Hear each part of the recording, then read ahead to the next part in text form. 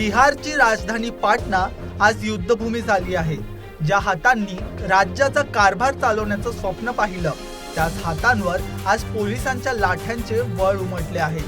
BPSC म्हणजेच बिहार लोकसेवा आयोगाच्या हजारो विद्यार्थ्यांनी पुकारलेलं आंदोलन आता चिघळलं आहे। आंदोलन का सुरू होतं?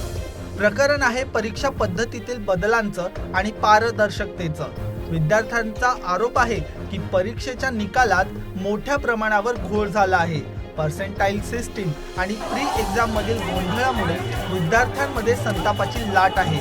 वर्षानुवर्षे परीक्षेची वाट पाहायची आणि शेवटी हातात काय तर केवळ भ्रष्टाचार आणि गोंधळ हाच सवाल विद्यार्थी विचारत आहे।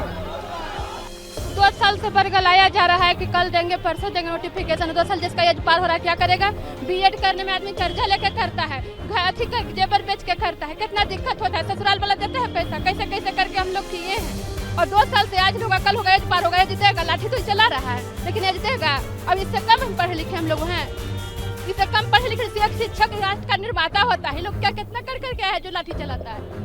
हम लोग को यहाँ पर हम लोग शांतिपूर्वक बीपीएससी टीआरई 4 का जो है सो अनशन कर रहे थे। हम लोग पर लाठीचार्ज किया गया है जी, सभी बच्चों पर। हम लोग चाहते हैं सर टीआरई 4 का जल्द से जल्द नोटिफिकेशन जारी हो। चोट जी लगा है, बहुत सालों का चोट लगा, यहाँ तक कि सर लड़कियों को भी मारा गया है। विद्यार्थ्यांच्या मागण्या काय होत्या? परीक्षा पद्धतीतील पर्सेंटाइल मॉडेल रद्द करा, भरती प्रक्रियेत पूर्ण पारदर्शकता आणा, वारंवार होणारे पेपर फुटीचे प्रकार थांबवून दोषींवर कडक कारवाई करा। पण या मागण्यांच्या बदल्यात विद्यार्थ्यांना मिळालं काय तर पोलिसांचा लाठीमार आणि शिवीगाळ।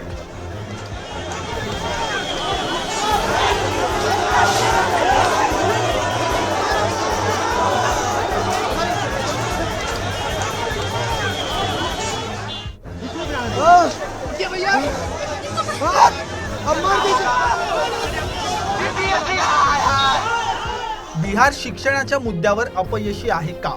हा सर्वात मोठा प्रश्न आहे। नालंदा आणि विक्रमशिलाचा वारसा सांगणारा बिहार आज पेपर फुटी आणि मुन्नाभाईसाठी का ओळखला जातोय? दरवर्षी हजारो IAS देणाऱ्या या भूमीत स्पर्धा परीक्षार्थींना रस्त्यावर का उतरावे लागते? राजकारण खुर्च्यांच्या खेळात व्यस्त आहे, पण तरुणांचं भविष्य अंधारात जात आहे।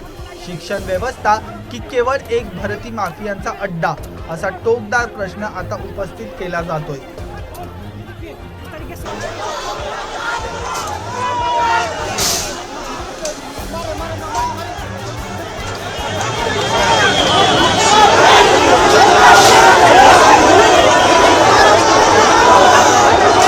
आज पाटण्यात सांडलेलं रक्त केवळ विद्यार्थ्यांचं नाही तर बिहारच्या भविष्याचं आहे। जर व्यवस्थेने वेळीच दखल घेतली नाही तर हा वणवा संपूर्ण राज्य कवेत घेतल्याशिवाय राहणार नाही।